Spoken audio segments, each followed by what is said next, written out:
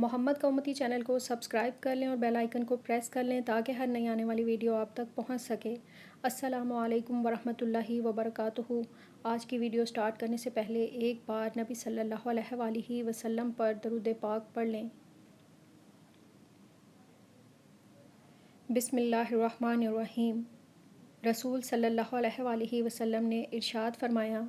کہ جو شخص اپنے مسلمان بھائی کو ایسے گناہ پر آر دلائے اور گناہ کا طعنہ دے جس گناہ سے وہ توبہ کر چکا ہے، تو یہ طعنہ دینے والا شخص اس وقت تک نہیں مرے گا جب تک وہ خود اس گناہ میں مبتلا نہیں ہو جائے گا۔ مثلاً ایک شخص کے بارے میں آپ کو پتہ چل گیا کہ یہ فلاں گناہ کے اندر مبتلا تھا یا مبتلا ہوا ہے، اور آپ کو یہ بھی پتہ ہے کہ اس نے توبہ کر لی ہے، تو جس گناہ سے وہ توبہ کر چکا ہے اس گناہ کی وجہ سے اس کو حقیر سمجھنا یا اس کو آر دلانا یا اس کو طعنہ دینا کہ تم تو فلاں شخص ہو اور فلاں حرکت کیا کرتے تھے،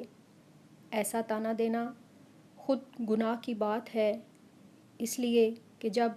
اس شخص نے توبہ کر کے اللہ تعالیٰ سے اپنا معاملہ صاف کر لیا، اور توبہ کرنے سے گناہ صرف صاف نہیں ہوتا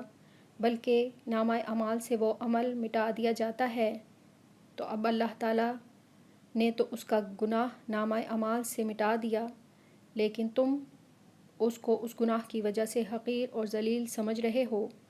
یا اس کو طعنہ دے رہے ہو اور اس کو برا بھلا کہہ رہے ہو۔ یہ عمل اللہ تعالیٰ کو بہت سخت ناگوار ہے۔ اس ویڈیو کو جتنا ہو سکے دوسروں تک شیئر کریں، لائک کریں اور چینل کو سبسکرائب کریں۔